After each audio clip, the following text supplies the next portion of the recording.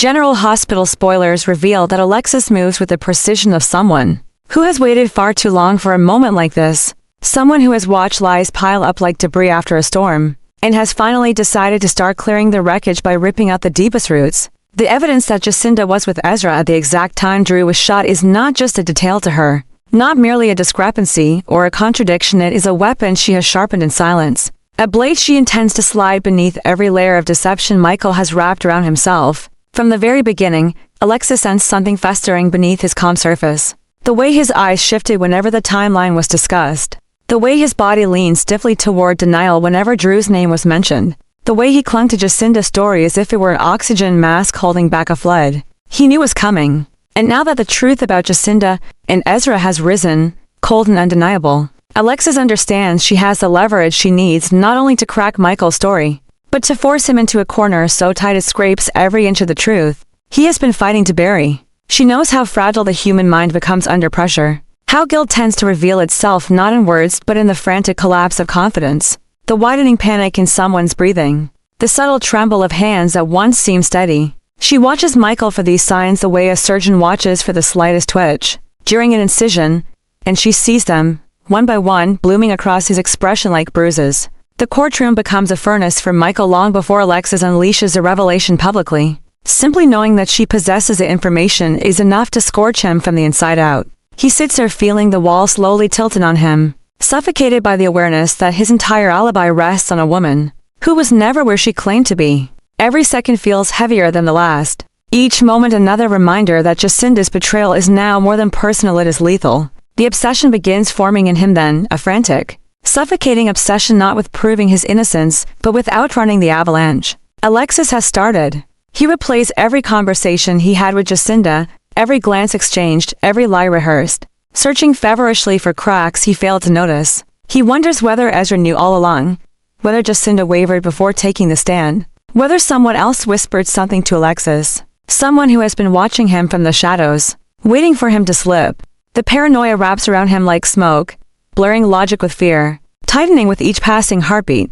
Meanwhile, Alexis remains impossibly calm, voicing questions that seem almost innocent on the surface, but are crafted with surgical intention. She adjusts her tone, her posture, her pauses with care, knowing Michael is watching her, trying to predict her next move. But that is the brilliance of her strategy. There is no single move for him to predict. She is shifting constantly, dismantling him from every angle, attacking not through force but through the slow erosion of certainty. She knows Michael's fate depends on the illusion that he can stay ahead of her, so she deprives him of that illusion entirely. With each question she asks Dante, with each hint she drops about inconsistencies, she watches Michael flinch internally, the way someone recoils from a memory they cannot suppress. The more she pushes, the more Michael feels the narrative slipping from his grip. He tries to steady himself with the belief that Jacinda will stay loyal, will keep her mouth shut, will cling to the lie they built together. But the truth isn't something that bends under pressure, it fractures, and Alexis intends to make sure it fractures loudly. The most terrifying part for Michael is the silence before the storm. He knows Alexis has the information, but she hasn't exposed it yet. She is letting him twist in uncertainty, forcing him to imagine every possible scenario, every question she might ask, every hole she might reveal. That silence becomes a prison cell with invisible bars, one that shrinks each time he breathes. He tries to convince himself that he can still fix things, that if he expands the story, if he adds new details or redirects blame or cleverly reframes his timeline, he might undo the damage before it reaches him. His mind spirals into dark territory. Should he implicate someone else? Should he create a new alibi? Should he manipulate the emotional sympathies in the courtroom? Should he blame Jacinda directly? None of it feels stable, none of it feels safe, and every option reeks of desperation. Yet desperation is all he has left. Alexis sees this unraveling and speeds it up subtly, pulling threads from every corner of his testimony and watching them coil into knots he cannot untangle. She doesn't accuse him directly, not yet. She merely nudges the room toward doubt, guiding the jury with carefully crafted implications, showing them how the pieces of Michael's story fail to connect when held up to the light. She mentions the late-night movements, the unaccounted minutes, the discrepancies between his account and the initial reports. But more importantly, she highlights Jacinda not as a liar, but as someone who may have been protecting him at a cost she could no longer bear. That possibility alone becomes poison in the air, a suggestion that Jacinda's choices were never rooted in truth but in fear. And then comes the quiet, devastating shift. Alexis introduces the idea that Jacinda might have been with someone else that night. She phrases it delicately, almost gently, as if she is simply clarifying a detail rather than detonating a bomb beneath Michael's feet. The room collectively tightens, sensing something irreversible unfolding. Michael feels his stomach collapse in on itself as adrenaline bursts through his chest. The moment Alexis finally names Ezra is like a blade sliding cleanly between two ribs, not loud, not messy, but lethal. She outlines the timeline, the locations, the eyewitness reports, the digital traces that place Jacinda and Ezra together. She does it with precision, with finality, with the cold confidence of someone who knows the truth is a hammer and Michael's alibi is glass. In that instant, the entire courtroom shifts. The energy changes. The eyes that once saw Michael as a grieving son, an innocent bystander, now begin to see him as something else, someone who needed an alibi so badly. He built one on the foundation of a lie that was never meant to hold. Michael can feel the judgment closing in, feel the unspoken accusations rising like smoke. Every instinct in his body screams at him to fight, to lash out, to blame Jacinda, to deny everything. But Alexis is already ahead of him. She paints his panic as guilt, his silence as calculation, his trembling as evidence that he expected this moment but hoped it would never arrive. She frames the shift as the beginning of clarity for the court, a moment when truth begins to win over manipulation. And the more Michael reacts internally, the more Alexis appears composed, stable, trustworthy, the woman guiding the room toward justice rather than revenge. The darkness inside Michael begins to twist then, morphing into something colder. If he cannot stop this truth, he must expand the lie, widen it, reshape it in a way that turns Alexis into the aggressor, the manipulator, the one who is twisting facts to fit a narrative. He imagines attacking her character, her motives, the way she handled earlier cases. He imagines accusing her of bias, of settling personal vendettas, of sacrificing objectivity for victory. In his mind, the courtroom becomes a chessboard, and Alexis is a queen he must corner before she corners him. But the brutal reality is that the game has already outpaced him. Alexis isn't in his web, he is in hers. Every frantic move he contemplates is another step into the trap she designed. Long before he realized the danger, she has structured her strategy like a labyrinth, one where every exit leads him back to the center, exposed, documented, defeated. And as she lays the final groundwork, posing questions that leave just enough ambiguity to force Jacinda and Ezra into the spotlight, Michael finally understands the truth he has been running from. He is no longer fighting the case. He is fighting Alexis herself, and she is a war he cannot win. And yet some part of him refuses to surrender. That stubborn, frantic, desperate part of him begins to whisper that he can still turn this around, that he can twist the darkness into something sharper, something more vicious, something that could force Alexis to retreat. But he does not realize that every attempt he makes to expand the lie only tightens the noose she has placed around his throat.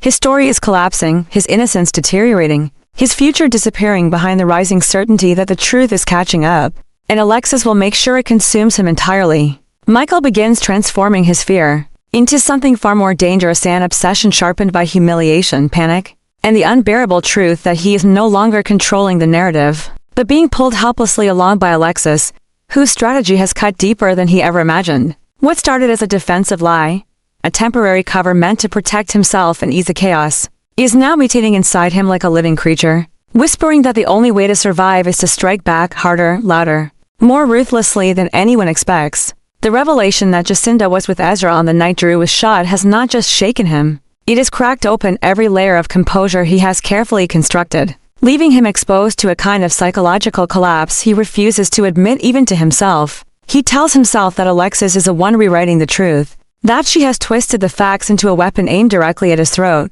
and that the courtroom is no longer a place for justice but a battlefield, where only the most calculating mind can walk away unscarred. This belief, once only a faint rationalization, grows into a storm, feeding his anger and drowning out the warnings that keep echoing deeper in his conscience. Instead of acknowledging his own lies, he convinces himself that Alexis's precision, her calm, her relentless pursuit of inconsistencies, are all signs of personal vendetta rather than competence. From this twisted logic emerges a new version of Michael, one who sees himself not as the perpetrator of a lie, but as the victim of a dangerous and emotionally unstable prosecutor, determined to destroy him to protect Drew. He begins to frame Alexis not as a legal opponent, but as a threat to the entire system, someone who might falsify motives, manipulate witnesses, or use her influence to punish anyone who challenges her. In this new narrative he is crafting, Alexis becomes a villain, a shadowed figure pulling strings in backrooms, feeding the press selective truths, steering the investigation with a level of calculation that would terrify anyone.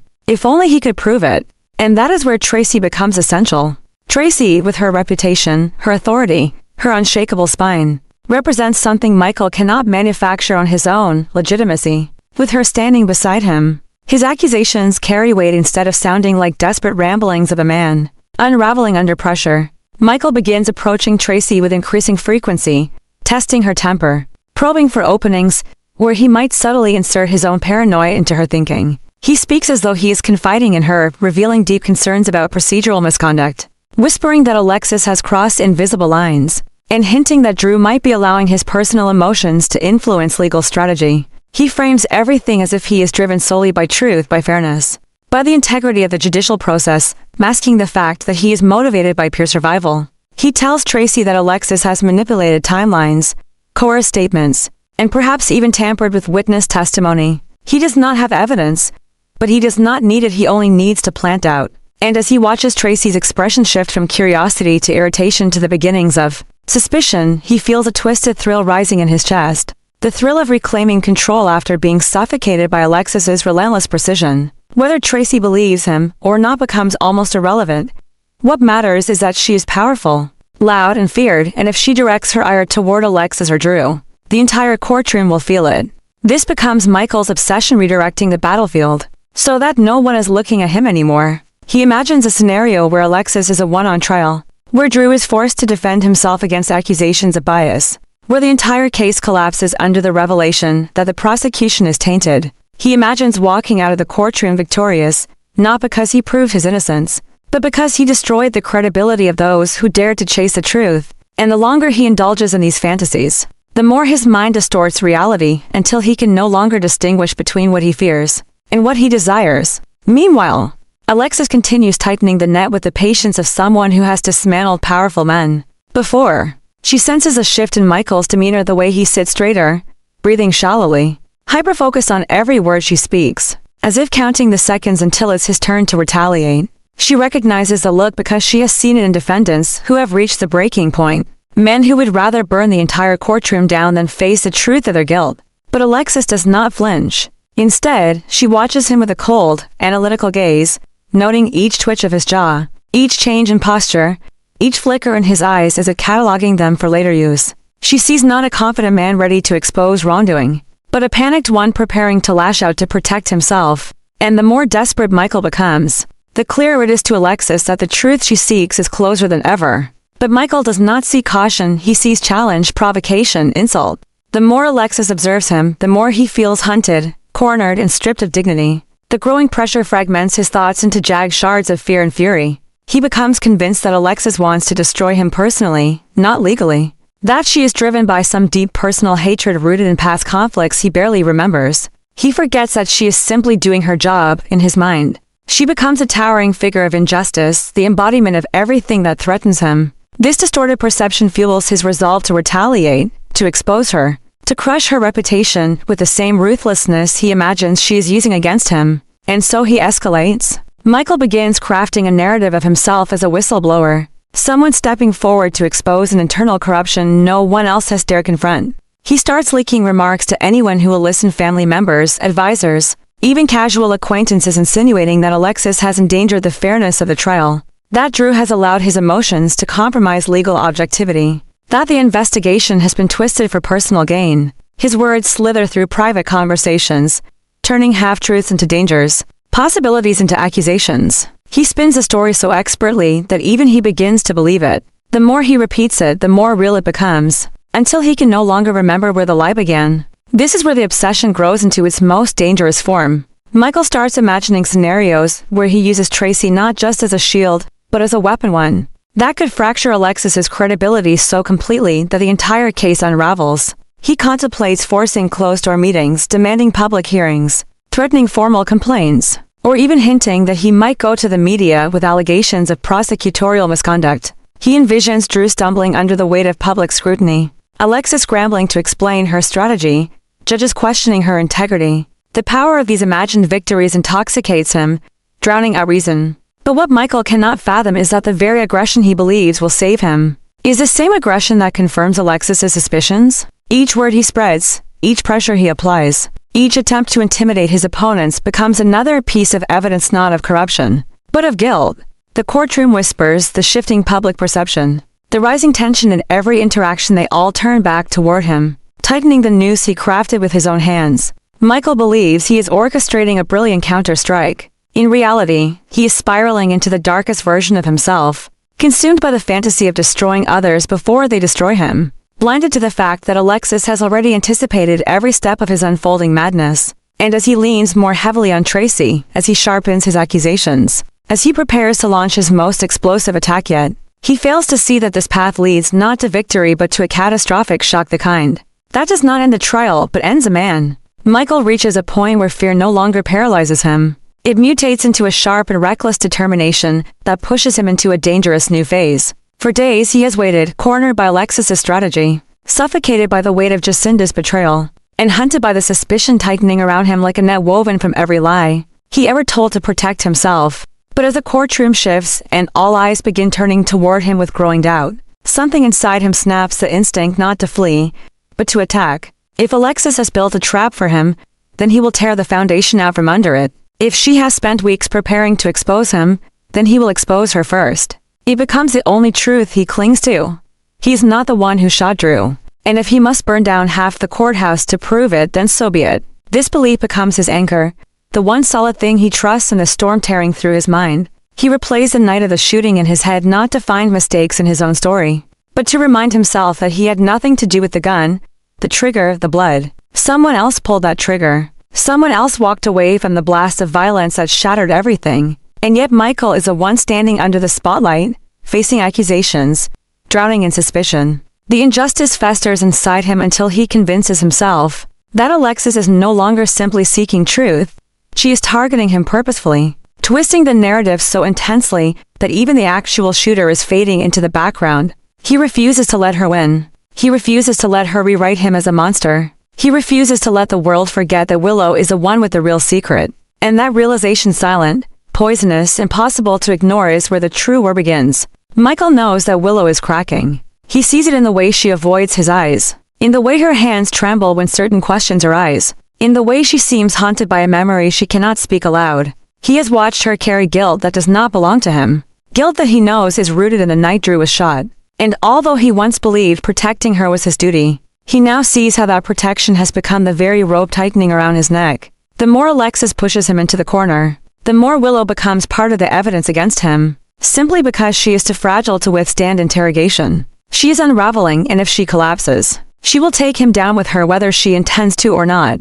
This threat forces Michael to change the rules of the game. He waits for Alexis to strike again, but this time he does not cower. He watches her, studies her, memorizes every rhythm of her arguments, and then, when she least expects it, he makes his move. Michael begins constructing a counterattack with the same intensity Alexis once used against him, but his version is fueled by something darker, desperation sharpened into cunning. He gathers statements, reinterprets events, reframes conversations, and strategically places himself where he can overhear whispers from the courthouse staff. He leverages Tracy's influence, knowing that her voice alone can destabilize even the strongest position. He suggests inconsistencies in Alexis's conduct, hints at her personal connection to Drew has compromised her objectivity, insinuates that she is building her case around emotion rather than evidence. These whispers slither through the courthouse like smoke, subtle enough not to be directly traced back to him, but poisonous enough to begin curdling the air around Alexis. Judges review her motions more carefully.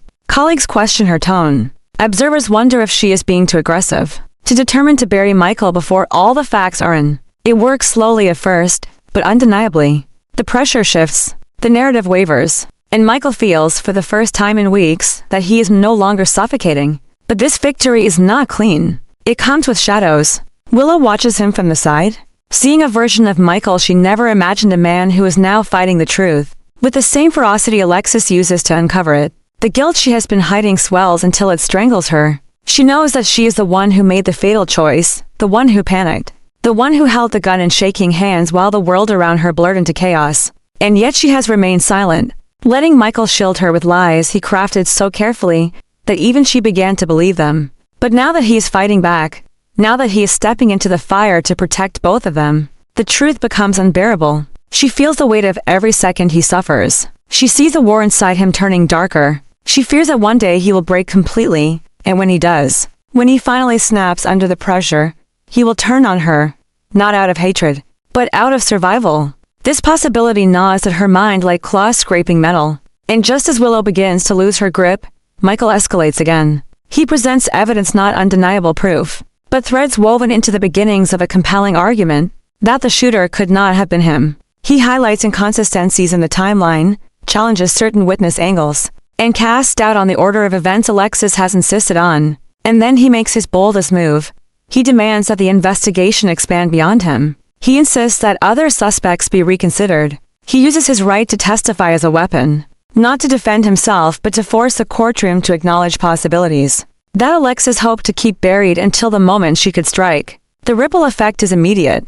Drew watches this shift with a tightening jaw, sensing danger but unable to stop it without confirming his own bias. Alexis narrows her eyes, recognizing that Michael is no longer scrambling but strategizing. Tracy stands firmly behind him, amplifying his concerns with her own sharp commentary, forcing the court to take his accusations seriously. And Willow, fragile, trembling, drowning in guilt, realizes that Michael is inching dangerously close to a line that, once crossed, will force her into the spotlight whether she is ready or not.